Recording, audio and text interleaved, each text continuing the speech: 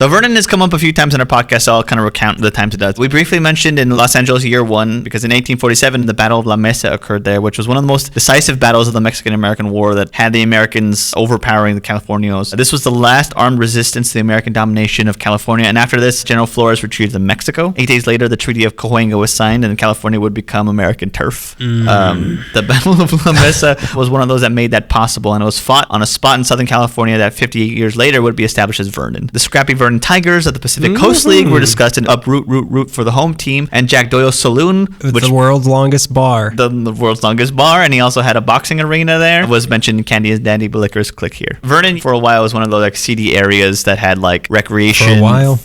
All right. Take that, Vernon. Bell all the way. Dong.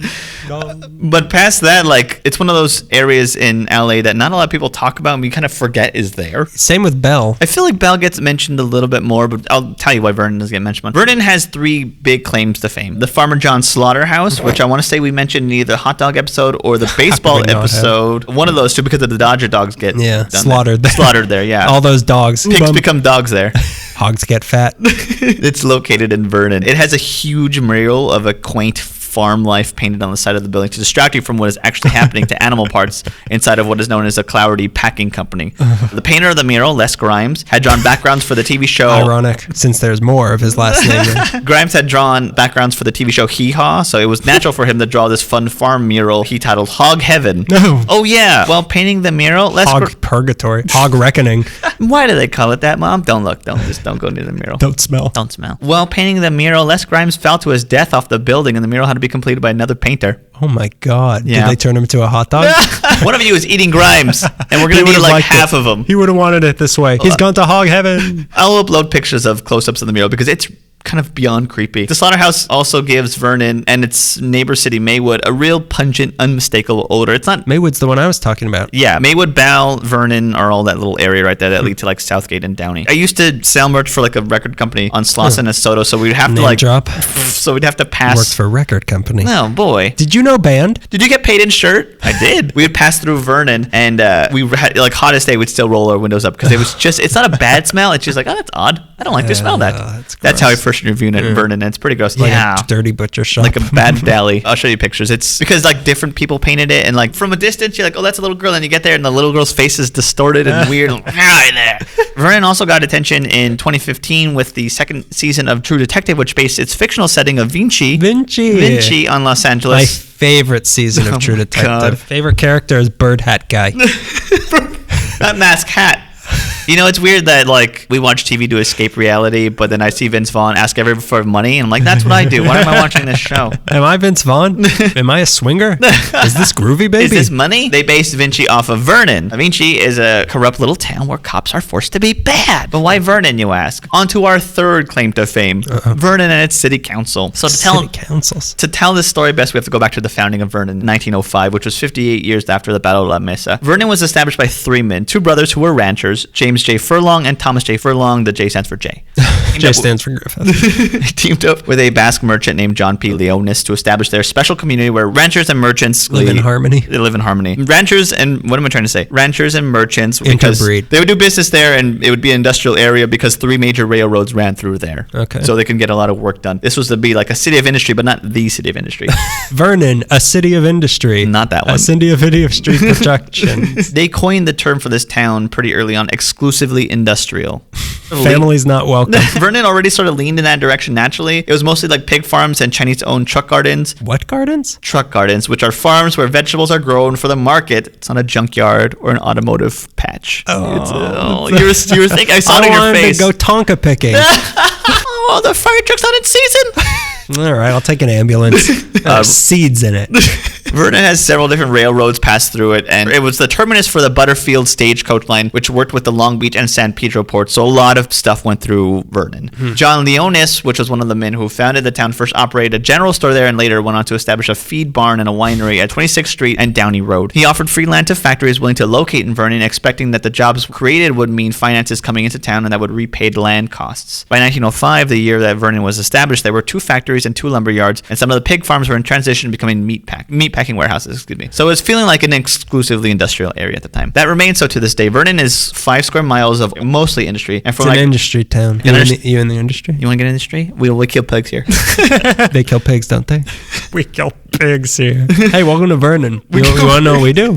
So it's mostly industrial, and from what I understand, virtually no residential area. Some, but not. Except for Colin Farrell's house. Except for Colin Farrell's house. It smells bad there because Colin Farrell lives there. That's where the true smell comes from. Vernon, which I failed to mention thus far, is located 3 miles southeast of downtown. It's squared off by Washington Boulevard and Slauson. Its main drags are Santa Fe, Soda Street, and Bandini Boulevard. There are meat packing plants, there's food processing plants, there's fashion and design manufacturers, there's plastics and metal fabrication plants, there's furniture manufacturers, there's electronic manufacturers, paper production reducers, business logistic companies, waste recycling, warehousing, and distribution houses. Those are all in Vernon. Paradise. The businesses like Vernon because there are low municipal taxes and lax regulations for all that. And pig guts for anybody. Yeah, and you want to just come up and dig your hand in a trough and eat raw pig guts, you can do that. In fact, in 2008, the LA Economic Development Corporation chose Vernon for its prestigious Most Business-Friendly City Award for cities with populations under 50,000 residents. The year before that, there was a study put out by a company called Cosmot, and it ranked Vernon at the top of 13 industrial cities that it evaluated. I think it beat like LA, or it was close to the greater city of LA. Vernon is very business, but how does it treat its citizens? Are there any? During the Or day. are the pigs the citizens? During the day, working the 1,800 businesses that are operated within Vernon, there is something like 50,000 people toiling away, but they don't live in Vernon. They just work there. When shops close for the night, there's something like 100 residents, coming from about 23 families. And they're just lost. What? How did I get here? The lights are turning off. From the article I read, there are only 26 homes in Vernon, and they are lived in by city employees or relatives of city officials. There are no schools, no parks, no movie theaters,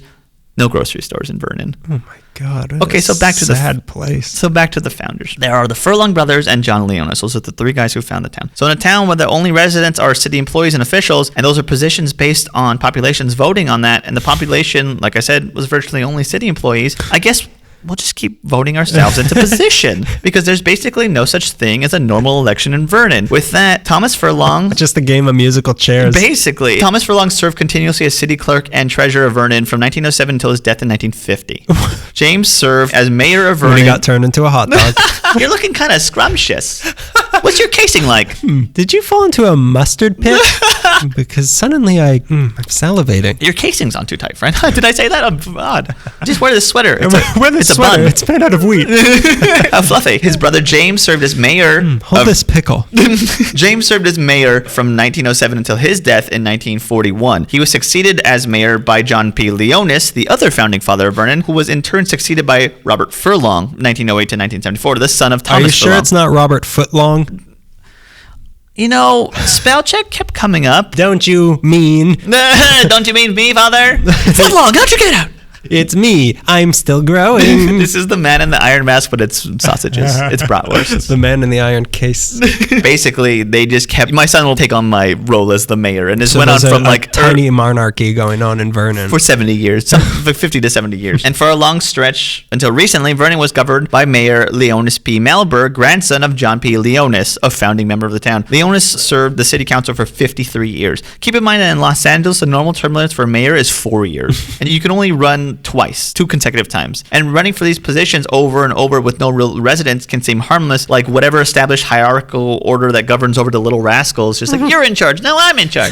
Who has the biggest cow lick? Since the Vernon city officials are basically a clubhouse, to be a council member in Vernon, you just have to be chosen by them. You have to be like a bloodline, basically. Or like, oh, we kind of like that guy, now let him run. Here's what makes that kind of crazy. First, it means that they can control basically everything. Not only who is allowed to live within the city limits, but how all of that is run. In normal places, if you're a resident of town, you can run for city council. In Vernon, that's a threat. So someone couldn't just move into town and get involved in community affairs. Even if you wanted to live within the factories or warehouses, the city had a lease. I want to live in the pig slaughterhouse. Let me live on the kill floor. Yeah. Bring me into Babe's Nightmare. The city had to lease an apartment or home to you, and they wouldn't do that because Vernon officials own all residential properties in Vernon. The 5 council members lived in city-owned homes and paid below market rents, which were under $300 a month. They could do this because they were both renters and landlords. Some city council member invited their family members and friends wants to move into Vernon housing. There's a story, it's weird because this story either is two separate things or it's one thing, and I read it out of time, so I'm going to just read it now and then it'll come up later. There's a story that 3 people tried to register to vote in Vernon using a warehouse address, and the city cut off their utilities and hired armed security to follow them around the clock. What? When they were tried to run for office, Vernon canceled the election. It took a court order to force a vote and another to ensure the votes were fairly counted. The last time someone won their seat in actual Vernon election, Tricky Dick Nixon was the president. Forget it, Jake. So of course, when it's set up like this, voter fraud is an issue. It occurred first in Vernon in 1943 when 6 Vernon leaders, including John Leonis, were indicted on voter fraud charges. 4 were convicted and Leonis and another person were acquitted. The charges were presented by the undisputed fact that 6 of these members voted regularly in Vernon while living somewhere else, which you couldn't do because who wants to live there?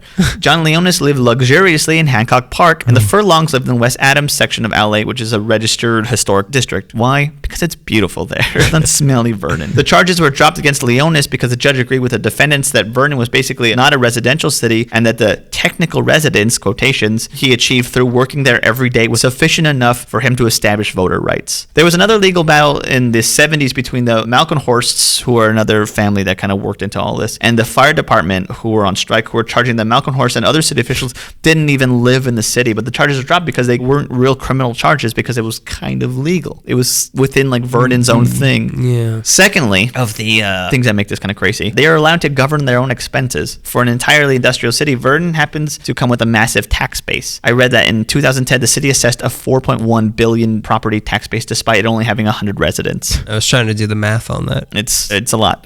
In 2011, the LA Times reported that Vernon projected to produce $295 million in revenue, with a significant portion coming from city-owned power plant, which provides electricity to all the businesses. So that money comes in, instead of having to spend it on accommodating citizens, like building parks and roads and schools, like any other city or subcity of LA, Vernon officials can draw in huge salaries with that money and spend all the revenue on things like mansions and first-class trade missions to Asia and Europe, which, excuse me for saying, but seems more like a vacation. Golf outings, which... I'm going to trade my busy life for a good time. Here's a side question, a sidebar. How expensive is it to golf? Because like every time I read about living luxuriously, like, yeah, and they went on expensive golf trips. They How could expensive? golf. They picked up the stick. Like golf is just t-ball for people who can't t-ball, you know? Those who can run the slaughterhouse. Those who can't t-ball. It's got to be expensive. But how expensive to hit a ball around a yard? You're renting the space. It's country club costs. That's what it is. Yeah. You're renting the space to be around all those wasps. That's an honor. I'm talking about the bugs. Yeah, no, they sting me and it turns me on sexually. I feel hard in the place they stung me. Because I'm dying because I'm allergic. Glances were beginning to get directed towards Vernon, which for a long time had rubbed state officials the wrong way. Something smells fishy in Vernon, and we ain't talking the inside out pig pie, or as the Turbans call hamburgers. Bruce V. Malenhorst was at one time serving as the city manager and the finance director and the city clerk. Oh, and don't be late for your job as also the redevelopment director, and get some rest because you have to wake up early and go to your job as also the treasurer and also the chief of light and power. Malenhorst had the highest paid salary of any public official in the Golden State. What year was this? They started looking into this around 2006. After 33 years as city administrator, he passed the job on to his son, Bruce Malkenhorst Jr. Bruce Malkin Pony. Junior's annual pension payout was over $500,000. Not right. In 2006, when all this was going down, Vernon held its first contested election in 26 years, and local leaders, council member, hopefuls, and state officials went to war with Vernon. Vernon officials refused to count the ballots, saying that it would await the outcome of Malkenhorst Jr.'s litigation against 3 council opposition candidates and their housemates over their right to run for office and to vote or even live in Vernon. This only infuriated the outside forces even more. Apparently, at some point earlier that year, a part-time bulk paper broker named Donald Huff and a group of 8 men and women moved into Vernon, shacked up an old building, and registered to vote. Huff and 2 of his housemates wanted to run for city council, and their electricity was shut off, and they were tailed by armed thugs. They were apparently evicted from that old building because the city declared that it was a fire hazard. But here's a weird thing, is finding out that Huff and his housemates were working for the treasurer of Southgate, which is also a city in that area, and the mayor of that town was Albert Robles, who himself was convicted on corruption charges. That's speculation, but it's documented in court papers, so I don't really know what's going on with that. It seemed like one group of corrupt people was trying to infiltrate another group of corrupt people. The power broker and former city administrator of Vernon, Eric Fresh, made $7.5 million in salary and fees between 2005 to 2010. Many have considered Fresh to be the man pulling the strings for modern-day Vernon corruption. He hired his brother to be the, quotations, renewable energy consultant, which paid him $160 per hour. We only need you for half an hour today. In 2006, Fresh closed a $430 million tax-exempt bond deal. His department heads were also benefiting from this extra hours billing system that he had going on. In 2009, City Attorney Jeffrey Harrison made $800,000, while Light and Power Director Donald O'Culligan earned $785,000, and Reardon Burnett, the finance director, earned $570,000. So, of course, these bozos get investigated by the IRS and as wild state officials who want to disarm Vernon by legally abolishing the city and making it part of the bigger LA County, as opposed to its own city. And because Vernon city officials are cartoonishly fat cats living in the slaughterhouse borough of Los Angeles, responded by putting into play a sophisticated and high-priced legal battle. They hired a fleet of some of the highest-paid lobbyists, lawyers, political consultants, and communications experts in the country to side with them. It's reported that a legal team was paid $550 an hour. Again, you're working for 15 minutes. And the lobbying firm they hired charged $12,000 a month. What has made Vernon so powerful, really, in this regard, is their blatant disregard for thousands of workers who come in from other cities to work in Vernon. This city has assessed property tax base of $4.1 billion to support a population of 96 residents. It's like somewhere between 96 to 112. I've read like both of them. I don't know what this is. Someone had twins. In Bell, which is their neighbor, they have a tax base of $1.1 billion to support a population of 40,000, many of whom work in Vernon. LA Times did a bang-up job investigating this whole thing, as you brought up. So I did an even better job. Where's my Pulitzer? It was... But they were saying this is the kind of thing that happened in South Africa during apartheid. The black population was segregated into impoverished areas and were cut off from the white-controlled commercial wealth. If Vernon was usurped, that money that goes into the pockets of Vernon city officials would go towards the people who worked and possibly wanted to live in Vernon. Also, to compare, Vernon has 55 cops that patrol the area, 55 to control an area that has 96 residents.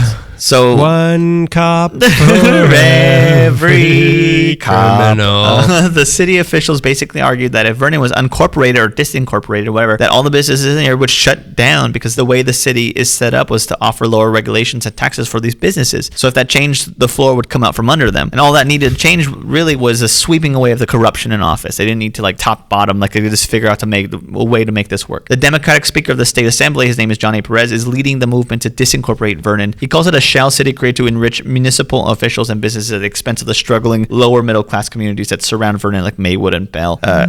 He sought to do this by empowering a bigger plan to introduce a bill that would disincorporate cities that had fewer than 150 residents. The trick up his sleeve? It's only Vernon. There are some indictments, so we'll go over them. The oldest Malkin horse is awaiting trial for this lavish spending of his city money, something in the regions of $60,000 on golf trips, massages, meals, political contributions. He was eventually convicted of misappropriating public funds and had to pay $100,000 in fines and restitutions for his crime. But it was okay because he had an annual $500,000 state pension that he got after retiring 5 years ago from Vernon because, as according to the LA Times put it, the law states that pensions are revoked if an elected official is convicted of a felony, but not in the case of an employee who would continue to receive his pension according to the law. It's like not the same thing. So you're getting money as an employee from your pension, but you're not getting any money from being an elected official. He was in trouble for one thing, but not. He was okay with the other thing, which was sly. In 2009, Rizzo read his contracts. In 2009, the former mayor and grandson of the founder, John Leonis Malberg, and his wife Dominica also faced Is that a song? Because I don't know it and I would like to know it. What is it? And who sings this? We'll sing it all at the end. That's Black Sabbath. Malberg was charged with fraudulent voting and for conspiracy for falsely claiming to live in Vernon. Dominica was also charged with the same thing. I believe they really lived in Hancock Park as well. Leonis was sentenced to 5 years probation in order to pay $579,000 in fines and restitution, which is nothing. Dominica was sentenced to 3 years probation and had to pay $36,000. It's written about her. In fines and penalty assessments. And then there's their son, John. In 2012, John Malberg was sentenced to 8 years in prison after pleading guilty to sexually molesting a male student and videotaping another for commercial purposes, which had ties to the Catholic Church. Malberg was the dean of students at the now closed Daniel Murphy Catholic High School. Hey, had no relation. Yeah, you sure? And you're Catholic? No, this color's something else. Zafran. It's not Murphy. It hasn't been Murphy in years. That high school closed in 2007 in an effort to help pay for the share of the $660 million settlement with the families of the abuse victims. The Los Angeles Archbishop, Cardinal Roger Mahoney, was alleged to have helped cover up these allegations that Malberg was up to these no goods. There are also allegations that the Malberg parents were involved in a fraudulent scheme to transfer property assets in order for the son to avoid civil judgment claims. Oh, and John was also charged separately for for conspiracy to commit voter registration fraud. Disincorporation was averted, corruption was being handled, and non-relatives began to get seats in Vernon City Council. The city embarked on an effort to change how the city operated, which involved building additional apartments to create an actual population. Michael Ybarra was the first council member to get elected in a competitive race in Vernon since, again, Nixon was in office. Ybarra was raised in the city, and his family's history predates the incorporation of Vernon. As a resident of Vernon, he said many of the people who lived there had no idea the corruption was even happening. It was just above their heads. It's such a small town that it seems natural, like, oh, let's go to Bell and do that. Oh, let's go here and do it. Like, it just like, of course, there's no room to do that. But they don't realize that it's because they're controlling this square lot. He said while knocking on doors for his own election that he came across homes where there were far more people registered to vote than were actually living there, which is like a sign of voter fraud from previous people. His late father, Thomas Ybarra, served on the city council for 43 years. Michael Ybarra died in 2014, and his daughter Melissa Ybarra succeeded him. So it sounds positive, like, but that's also the same thing that was happening before. Oddly, Ybarra was the second high-ranking official of Vernon to die in a short span of time. Ybarra died in 2014, but in 2012, the former top official, Eric Fresh, fell off wet rocks on Angel Island in the Bay Area and died. Suspicious. The coroner said What were they wet with? Hog guts? The coroner said he accidentally drowned. Like in Chinatown. Drowned in a bottle of relish. The City of Vernon website lists the city council members as well as the date that their term expires to let you know their terms will expire. The council is made up of William Bill Davis, Yvette Woodruff Perez, Luz Martinez, Melissa Ybarra, who's the daughter of Michael Ybarra, and Leticia Lopez. It's happening again. Bill Davis is one of those people, and he's now the mayor of Vernon. He's been mayor since 2012. Yvette Woodruff Perez is going to succeed him. Also, I think they're both pro tempore, which means that they're acting in those positions in the absence of a real mayor. Who's in exile. Some people argue that Vernon, from its inception, was not intended to be a clubhouse ruled by nepotism. They say Leonis' vision was more about the leadership being self-perpetuating and the organizing, governing system pays itself corporate-style salaries. The few residents are essentially employees rather than citizens, and that a number of city officials live in actual residential parts of the town rather than among slaughterhouses and factories. It sounds a little socialist to me, which is weird that they didn't get broken up during the Red Scare, but Vernon was so small, it might have just got lost in the thing. The article already claims that all the corruption was really like a 21st century thing, like it got really bad then, but I feel like that's not true. What's scary now is that the opportunity is set for a stronger force to move into the seats of Vernon's government to try to get away with swindling that they were doing before. And again, the residents and workers are the ones who are going to suffer because of that. So all you're saying they're looking for a new dictator. You're saying that I could marry into all of this. So that's corruption in Bell. I'm sorry, on Vernon. Oh, I did research twice. Oh, surprise, we did each other's stories. It's a dirty city. Yeah, you can get away with anything really in some of these smaller parts of town where I don't want to say citizens aren't paying attention, but there's what you're getting away with is so minuscule. It feels like it seems like a lot of weird coincidences. Like, we're getting a lot of tickets and they're double what they should be, and we're all having to pay extra weird taxes, and we never see the mayor. That's weird. Yeah, why does the mayor live in his ice layer surrounded by all those exotic pets? It's weird that I pay so much city tax fees for electricity, but I never see the lights on anywhere. It's odd, isn't it?